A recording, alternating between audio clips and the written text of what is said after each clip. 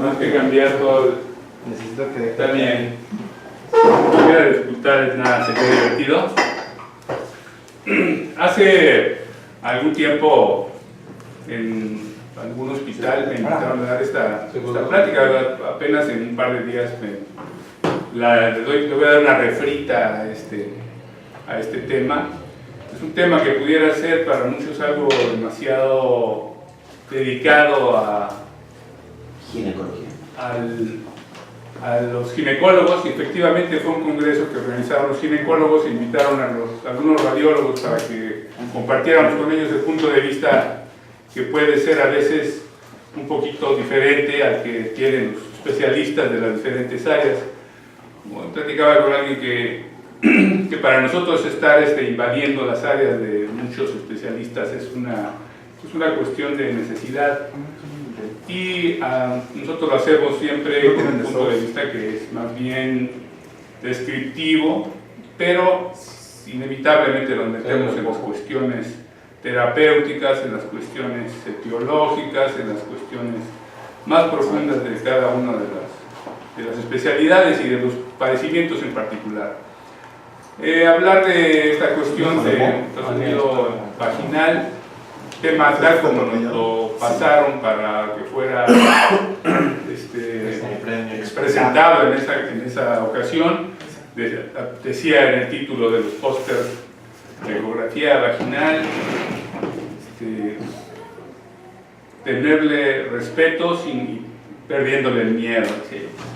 Y bueno, no entendía yo bien cuál era el sentido de ese título, de esa plática, pero ya meditándolo realmente sí tiene un trasfondo interesante considerar un estudio como estos, algo que nos pudiera generar esas sensaciones, ¿no? Esos sentimientos, pudiera hacer que alguien sienta miedo, yo creo que principalmente la paciente, sí. Y la cuestión del respeto, que yo creo que es algo que siempre es mutuo, pero que vale la pena en este tipo de exámenes ponerlo un poquito más de manifiesto.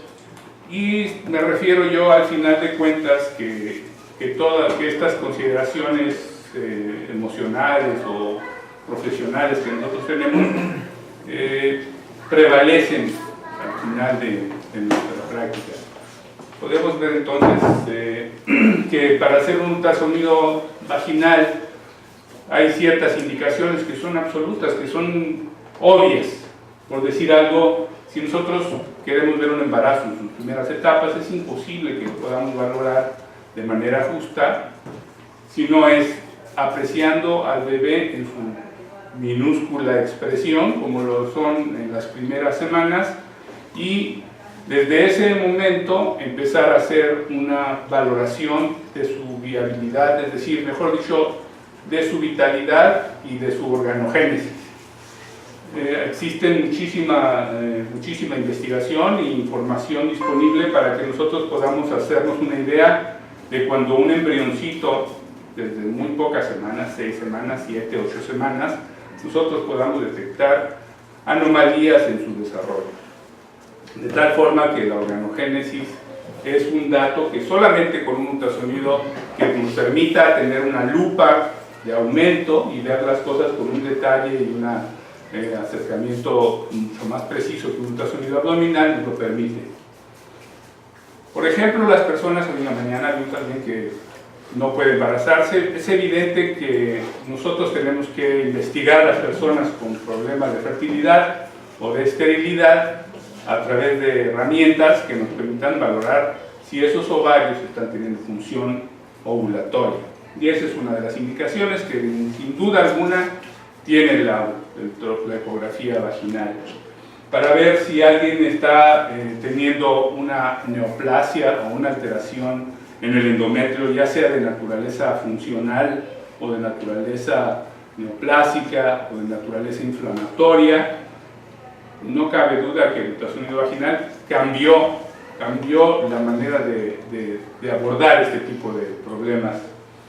Y desde luego que aunque muchas personas lo consideran algo que no es muy confiable, yo estoy convencido de que examinar el segmento uterino una vez que ha sido intervenido, valorar si una histerotomía está dehiscente o está en buenas condiciones, y sobre todo ante la vicisitud de una persona que está embarazada de nuevo.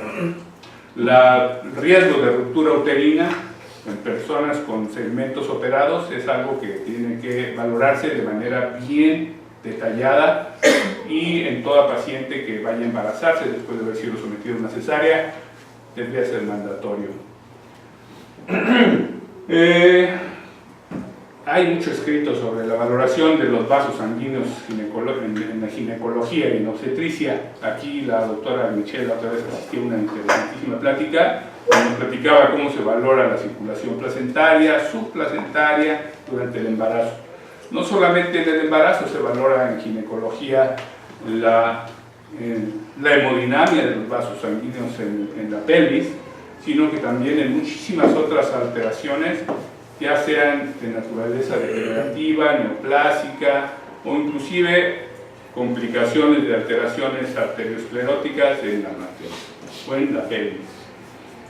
Desde luego que no podría fallar que teniendo nosotros un método semi-invasivo como es abordar por la vagina el contenido pélvico, no pensáramos en utilizar esa vía para hacer alguna intervención, para poder drenar un absceso, colocar un drenaje o funcionar y aspirar un quiste para valorarlo, mandarlo a examinar, muchas otras maneras de hacer ablaciones con antenas de radiofrecuencia, con fibras ópticas para hacer láser y para hacer ablación de tumoraciones.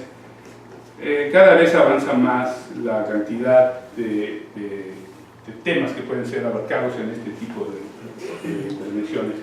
Hay otras indicaciones que yo pienso que son relativas, porque, por ejemplo, si nosotros queremos ver el cérvix del útero, pues lo más sencillo es una colposcopía, ¿no? Se echa un vistazo y ver cómo está. Pero desde luego que hay ocasiones en que lo que queremos ver es el endocervix, verlo, no rasparlo, tomar una biopsia, y esas son tipo de cuestiones finas en las que el ultrasonido nos puede ayudar. Los miomas y los adenomiomas, todo el mundo los podemos ver desde la panza. No pensamos que necesitemos hacer un ultrasonido vaginal para ver un mioma, pero quiero decirles que hay ocasiones en que no podemos definir si se trata de un mioma o un adenomioma. ¿Por qué? Porque la circulación de los miomas ya sabemos que viene de las arterias uterinas, mientras que la circulación de los adenomiomas viene del endometrio. Entonces, para hacer la valoración de si alguien quiere no hacerle una miomectomía o hacerle una histerectomía, como son la mayoría de las personas, abordar mutilatoriamente al útero, y si lo que queremos hacer es una ablación o una embolización de los miomas, necesitamos saber de dónde viene su circulación. Para valorar los anexos, desde luego, la cavidad pélvica, los recesos paravesicales, retrovesical, útero-vesical, etc. Si tenemos colecciones líquidas, masas o cualquier objeto que se encuentre por ahí, nosotros lo podemos identificar por medio de este recurso. La paciente obesa también es una cuestión relativa, porque muchas veces las personas con esos volúmenes corporales, también sus órganos internos están separados de la vagina, y es el mismo problema el verlo desde el abdomen que verlo desde la vagina. Muchas veces no podemos acercarnos a los órganos que queremos ver. Pero definitivamente que valorar un endometrio o un sangrado posmenopáusico con una paciente obesa sí nos va a llevar indefectiblemente a utilizar la vía vaginal. En la mujer, particularmente, valorar el ano y el recto a través de la vagina es una maravilla,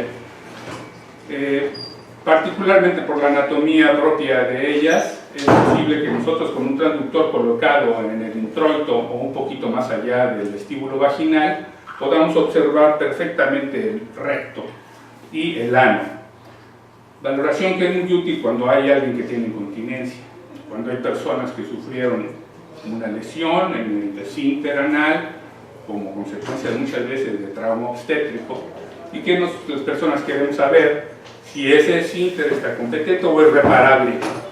También en la valoración de abscesos perianales o pararectales que a veces andan requiriendo de otros tipos de procedimientos más invasivos o más costosos, diciendo que con una evaluación del recto y del ano a través de la vagina se puede hacer muy expedito, muy fácil, muy económico. Y desde luego que las personas con hematuria, una vez que se haya descartado la causa superior, o sea, hematurias bajas, analizar la vejiga, la uretra, tanto femenina como, pues es algo que nosotros podemos echar un vistazo de manera bien detallada, al grado tal de que hay sociedades de uretrología, el estudio de la uretra femenina y del periné con ultrasonido. Okay. Bueno, si tenemos ya las razones por las cuales vamos a hacer un ultrasonido, necesitamos tener ciertas cosas cubiertas, ¿verdad? Para podernos irnos quitándonos el miedo, si es que nos da miedo hacer aquello. Saben que el miedo yo lo concibo perfectamente comprensible cuando nos enfrentamos a lo desconocido. Cualquier persona que va a hacer algo por primera vez siente como que un poquito de frío, y ya una vez que controla ese miedo, va haciendo las cosas con responsabilidad, haciendo las cosas sabiendo sus limitaciones, hasta dónde llega, y eso se convierte en el respeto que todos tenemos por nuestra profesión y por nuestras actividades. Si nosotros hacemos las cosas con respeto, y entonces no tenemos ya miedo. ¿Se dan cuenta? O sea, son parientes el miedo y el respeto, pero uno de ellos está basado en el conocimiento, en que uno tiene puestos teniendo en su poder el conocimiento y la práctica y la experiencia. Eso le da cierta tranquilidad, pero ya nada más tiene respeto por las cosas. De otra manera, lo que sí tiene es miedo. Necesitamos, para hacer un ultrasonido por la norma oficial, el consentimiento informado. Hasta hace poco nada más era cuestión de decir: señora, va a tener que bajarse su ropa interior y acomodarse con esta así asado, y enseguida procedo. Eso ya no es posible. Ahora se necesita que la persona consienta informado. El equipo adecuado se refiere a varias cosas que vamos a ver más tarde. Entre ellas van los condones o fundas de látex y las alternativas de los de polietileno, porque hay personas que han demandado por bastantes cantidades a médicos que utilizan látex y son personas alérgicas al látex. La pregunta de que si la persona es alérgica al látex debe de acompañar toda exploración. ¿No es poliuretano? Si quieres, también polietilenglicol. Ambiente seguro y pulcro. ¿Saben?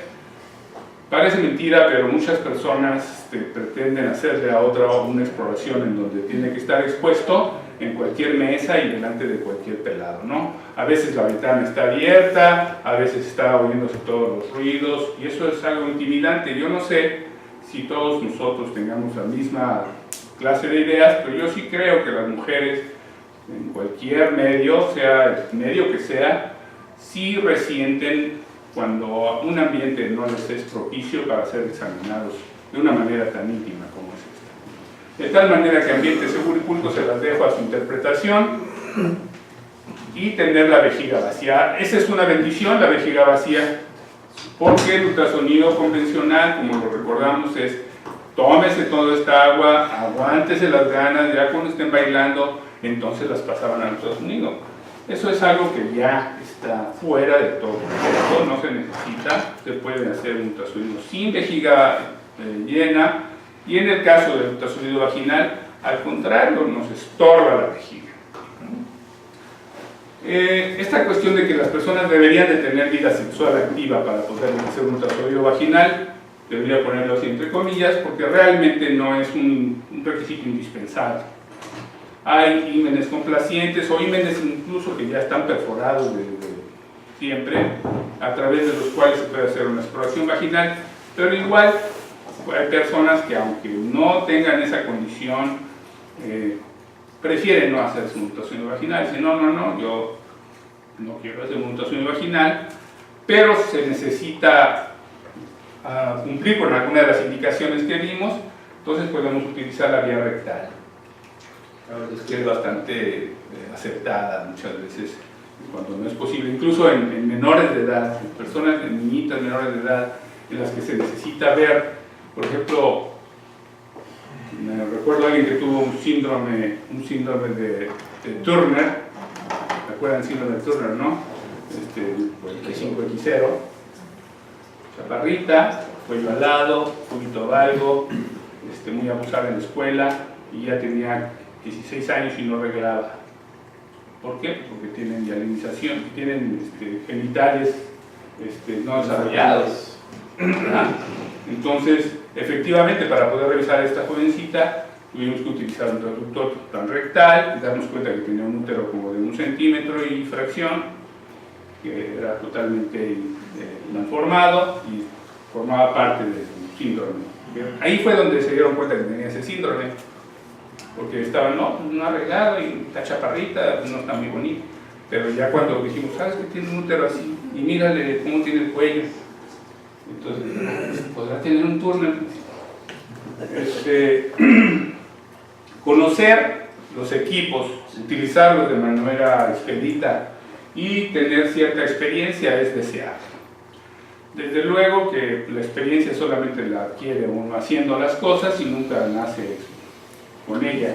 De tal manera que irlo adquiriendo es un requisito y ya veremos que hay maneras de adquirir experiencia sin tener que andar experimentando con las personas. La solicitud expresa se refiere a que si solamente debemos hacer un ultrasonido vaginal cuando nos lo solicite el médico que está tratando al paciente. Estamos hablando de un radiólogo. Los ginecólogos, pues ellos allá en su asunto, ellos pueden hacer los ultrasonidos porque forma parte de la exploración ginecológica. Pero en el caso de los radiólogos, muchos dicen que la vía de exploración ginecológica debería de seleccionarla el explorador. Si no puedo, pues decido buscar cómo voy a poder ver las cosas que me están preguntando. Pero por algunas razones de naturaleza más que nada política, se requiere, por la cuestión del consentimiento informado, ahora se requiere que a toda exploración medie una solicitud de algún médico y que no lo decida el radiólogo. Yo veo que no puedo ver porque necesito ver, se terminó la exploración, reporto que no alcancé a ver, que le recomiendo la vaginal y se va, tendrá que regresar en otra ocasión con su nueva solicitud que diga que es vaginal. ¿Se dan cuenta? Raúl, a reserva de que me digas que lo acabas de decir, esto es francamente absurdo, ¿no? Pues eso se los dejo a ustedes. O sea, es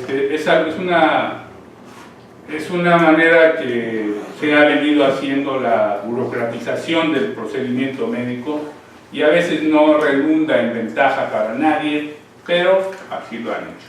De alguna manera, yo tampoco estoy muy de acuerdo en que se lleve a cabo eso. Bueno, ya con lo que ya platicamos nos podemos dar cuenta de que habrá algunas ventajas y unas desventajas en este método.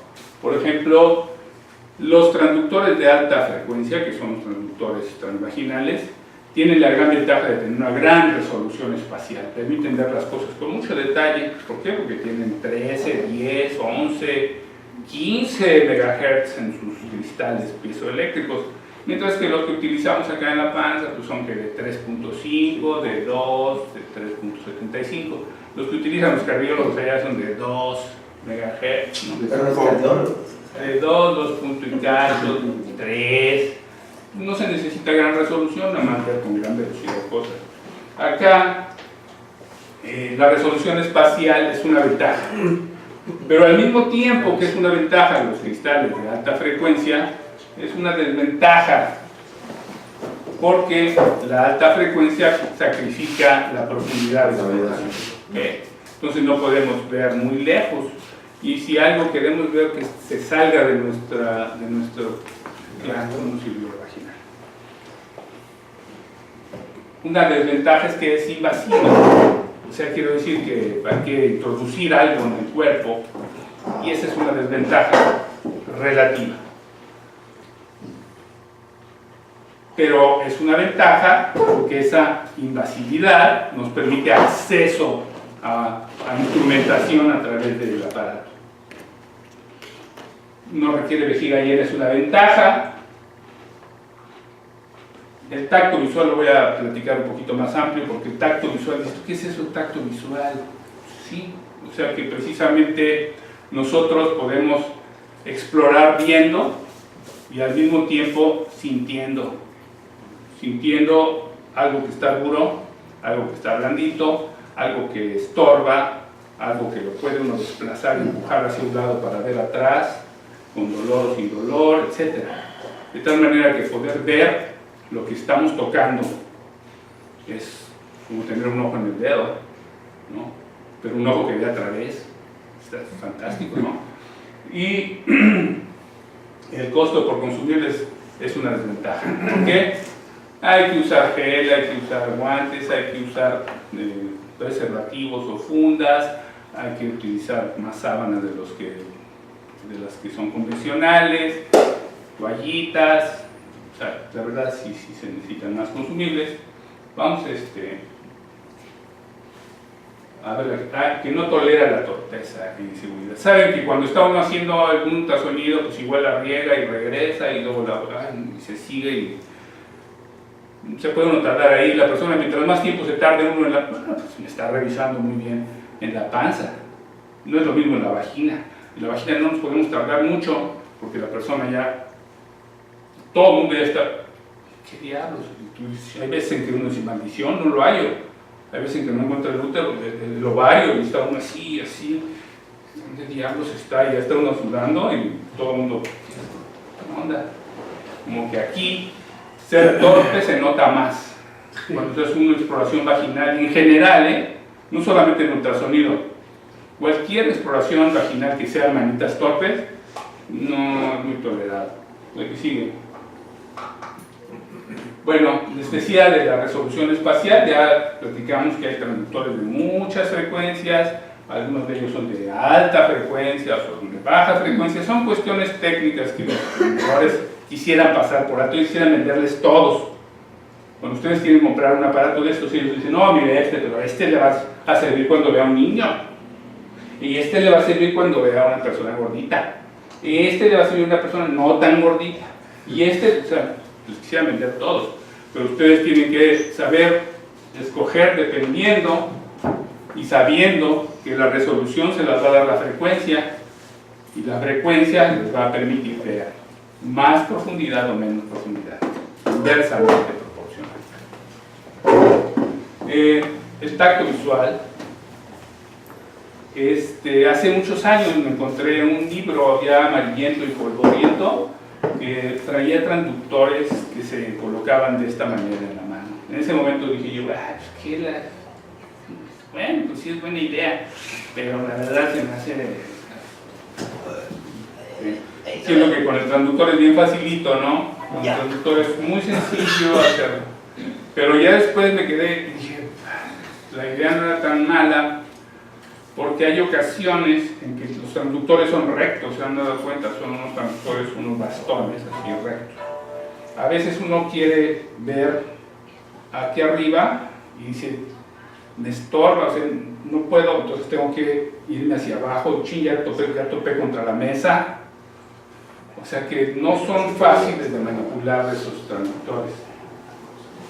Esos transductores los volvieron a sacar nuevamente hace como 2 años para accesos vasculares. Entonces la idea es que te lo pones en el guante y ya estás viendo el vaso que va a sacar. Nunca se fueron. No los conocía, no sabía que fueran tan antiguos. Yo vi hace como 2 años la publicidad de uno de ellos y se me hizo algo muy novedoso, ¿no? No sabía que fueran tan antiguos. Son realmente antiguos, pero de cuando empezaron los transductores de alta frecuencia. Pero si una cosa es que se utilizan también para hacer cirugía, en la que meten la mano para revisar el hígado con la mano, para estar viendo el hígado directamente. ¿Ves? Lo que antes servía para ver si alguien tiene metástasis en el hígado, ¿no? Que antes abrían, antes del ATAC, ¿no? Existía lo que le llaman la laparotomía exploradora, era pues, para ver los cirujanos metían la mano, tocaban el hígado, bueno, de este lado. Es que se tenía así tus... Tocaban el hígado acá. Y cuando sentían nodularidades ya nada más era para tapificar los tumores. Ahora no es necesario, ¿no? Con el ultrasonido les pueden decir si tienen o no, sino con la TAC o la reso. De tal manera que al momento de examinar, viendo las cosas, podemos nosotros determinar si lo que estamos observando provoca dolor, como en el caso de los endometriomas. ¿Por qué está ya uno adelante que acá? Por fin. ¿Se puede apagar ese tele? ¿Por fin se pudo? ¿Llegó? Sí. Se lo pongo para que lo puedan ver mejor. O sea, llegó la... pueden verlo donde quieran los dos, pueden meterla. Por favor, O sea que- fíjense qué avanzados estamos, es doble. Acá humildemente se puede de cualquier forma. De tal forma, y además yo voy a estar viendo allá si me está volteando, está genial. De tal forma que, por ejemplo, en el caso de los quistes ecogénicos, como son estos, uno ve el quiste ecogénico puede ser un quiste fisiológico, puede ser un quiste folicular hemorrágico, y eso no duele más que cuando sangró. Pregunta. Pero duele bastante cuando es una endometriosis. Entonces, hacer un tacto visual, en este caso, reditúa información. ¿Se puede considerar el ultrasonido como un método apropiado para diagnosticar la endometriosis? Sí. Gracias. De hecho, yo considero que es el primero. O sea, tu primer abordaje diagnóstico de la endometriosis es el ultrasonido. Si tiene pequeños implantes en pólvora, en el fondo de saco de la vagina, en el fornix, bueno, eso no lo vas a percibir con el ultrasonido, pero lo ves con la colposcopía, ¿no?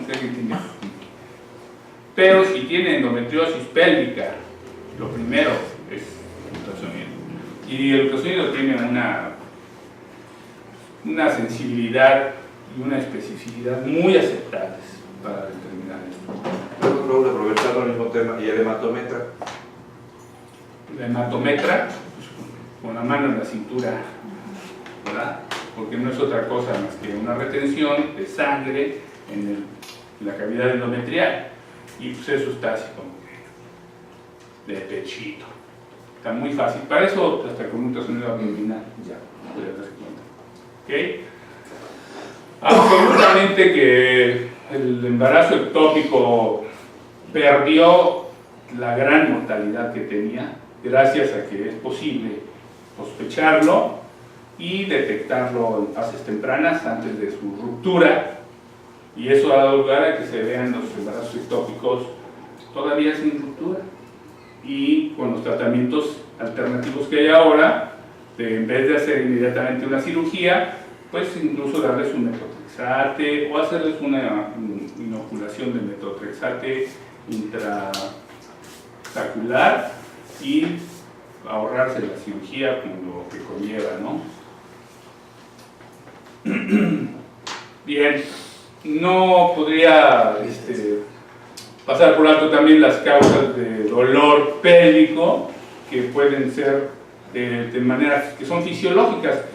Se puede diagnosticar el Mittelschmerz, o sea, el dolor de la mitad del mes, el dolor ovulatorio. Sí, se puede, definitivamente es una manera de diagnosticarlo por medio de ultrasonido, sobre todo en pacientes que nosotros tengamos un antecedente de haber visto un folículo en el ovario y ver cómo en el paso del tiempo se colapsa.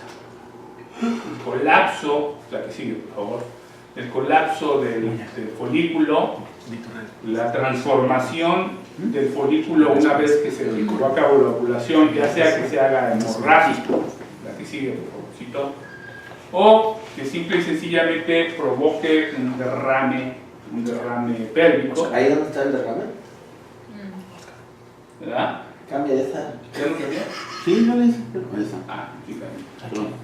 que provoque un derrame pélvico, son causas de dolor. ¿Por qué? Porque es un pequeño hemoperitoneo, y el hemoperitoneo irrita y duele. Entonces, si nosotros tenemos a alguien que le duele el abdomen, le mandan un ultrasonido, segurito que le van a mandar un ultrasonido, y a la interrogación nos damos cuenta de que tiene última menstruación hace 14 días, y a la exploración con el ecógrafo encontramos alguno de estos signos, pues ya estamos encaminados. ¿Sigue? En un contexto clínico, desde luego, no es posible diagnosticar una enfermedad pélvica inflamatoria basados en la pura imagen, sino que ahí tenemos un contexto. Tiene fiebre, la persona con vida sexual activa, leucorrea, leucocitosis, dolor pélvico, dispareunia, etc. Y todas esas cosas se juntan con una imagen como la que estábamos viendo delante de esta, que además tiene vascularización dentro de la lesión, con hiperemia, podemos sacar bastante diagnóstico. Y la que sigue es una que, sin ser ginecológica, muchas personas que van con dolor abdominal, que dicen que tienen endometriosis o que tienen un embarazo con una prueba de embarazo positiva, aún así puede ser que tengan una apendicitis. O sea, no es que es son uno de los grandes problemas, excluyentes. cuando puede haber dos entidades concomitantes, ¿no? Sí, o sea que ahí el mensaje es que si encontramos un signo positivo de una patología específica, eso no quiere decir que no tenga otra. O sea, conformarse o satisfacerse con el diagnóstico de una sola de los hallazgos no es muy buena idea. Que la dismenorrea, pues desde luego, ¿no? La dismenorrea desde luego que es una causa de dolor que puede ser diagnosticada si vemos un endometrio catamenial, o sea, un endometrio que tiene líquido en su interior, con las paredes en fase catamenial y tienen dolor. Podemos descartar por exclusión, aquí en este caso sería excluyendo todos los otros padecimientos que ya vimos antes. Ok, sí, por favor. Las masas palpables en la exploración ginecológica pueden ser muy bien caracterizadas por ultrasonido, ya sean neoplásicas malignas o neoplásicas no malignas, como son los miomas. Los miomas pueden ser de muchas formas y tamaños, como ustedes ya saben, y su caracterización, complicación, situación, etc. son bien visibles con ultrasonido a través de la vagina.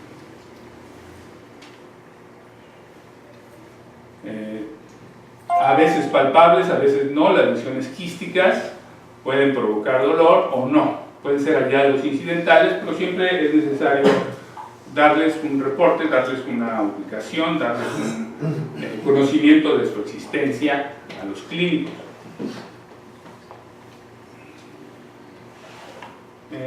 Las neoplasias malignas del cuello uterino, no solamente con una colposcopía, un Papa Nicolau o una biopsia pueden ser valoradas, sino que hay signos también que conocemos en el cáncer uterino para que nosotros podamos ayudar a los clínicos a saber no solamente su presencia, sino su extensión.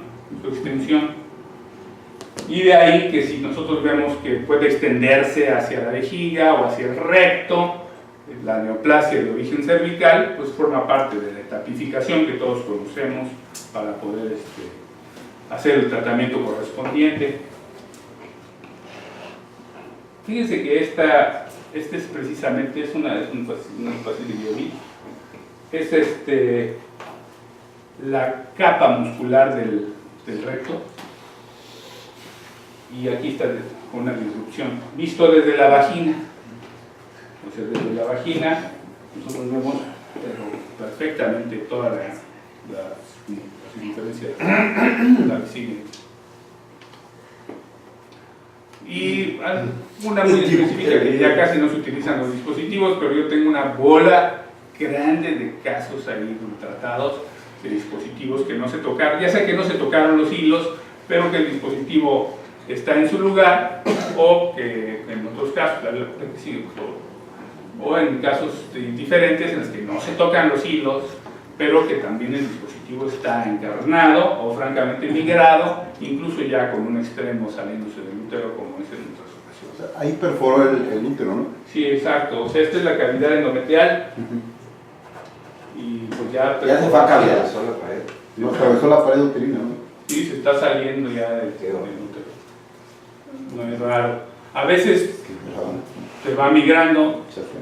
y a veces a la hora de colocarlo... ¡pum! Ok, creo que ya casi, si no es que ya es la última o la penúltima. Ok, o sea, hay que hacer un checklist, como les había dicho, que tengamos todo lo necesario, las cosas que se ocupan, ¿sigue? Para que no nos falte nada a la hora de la hora. No es el fin de este tipo de pláticas enseñar cuál es el procedimiento, etcétera. Para eso existen muchas maneras, hay fantomas que ya tienen incluso patologías ahí definidas para que identifiquen un mioma, para que identifiquen un pólipo, para que identifiquen un embarazo ectópico. Ya vienen así las fantomas con su enfermedad incluida. Bueno, les decía que muchas veces nosotros pensamos que las cosas que nos dan miedo, que nos dan temor o terror, tienen que ver con lo que no sabemos, con lo que no conocemos. Y es lo más normal del mundo sentir miedo. Todos sentimos miedo en algún momento de nuestra vida, sobre todo cuando tenemos que hacer algo. Lo tenemos que hacer, pero pues no nos dan muchas ganas de hacerlo.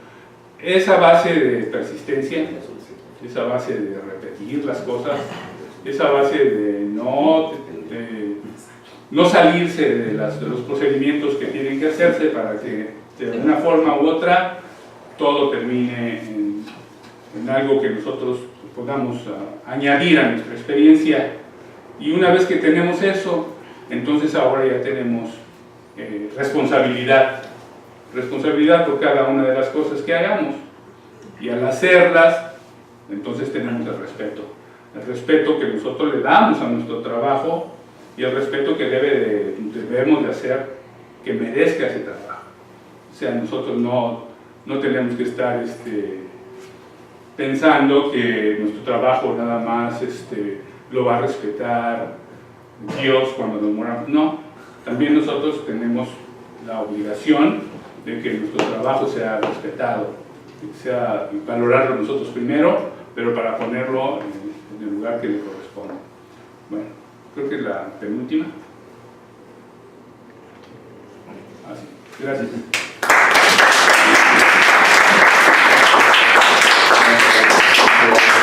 Pues yo creo que damos pie a las preguntas.